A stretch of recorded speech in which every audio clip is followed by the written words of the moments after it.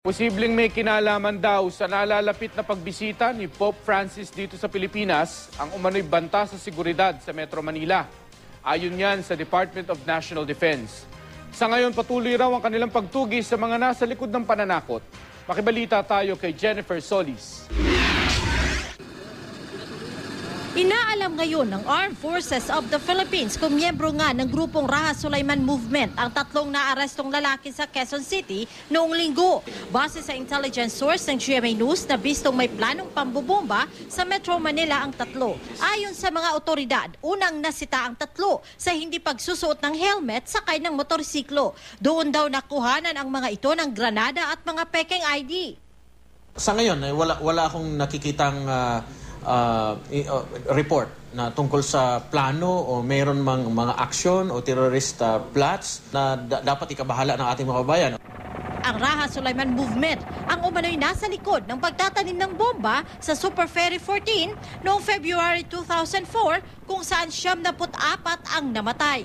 Kasabwat umano ng grupo ang Abu Sayyaf na umako naman ng pag-atake. Kasunod naman ang pagkakaaresto sa tatlo. Nagpaalala ang US Embassy sa mga mamamayan nito sa Pilipinas na mag-ingat. Binanggit sa travel advisory ang ulat ng pagkakaaresto sa Quezon City ng mga suspect na may plano umanong pambobomba sa Metro Manila. Pero walang binanggit na grupo sa travel advisory. Ang Department of National Defense patuloy ng pagbabantay at pagtugis sa mga nasa likod sa sinasabing banta.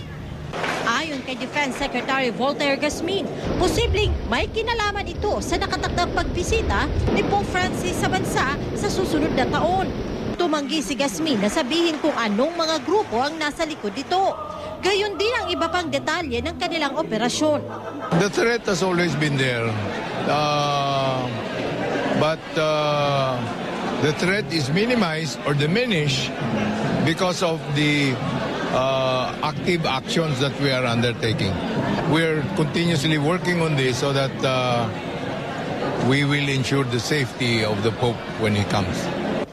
Sinabi yan ni Gasmin habang nasa pagdiriwang ng ika-47 anibersaryo ng Government Arsenal sa Limay, Bataan, ang pangunahing pinagkukunan ng bala ng mga armas ng AFP. Jennifer Solis, Nagbabalita, Pilipinas.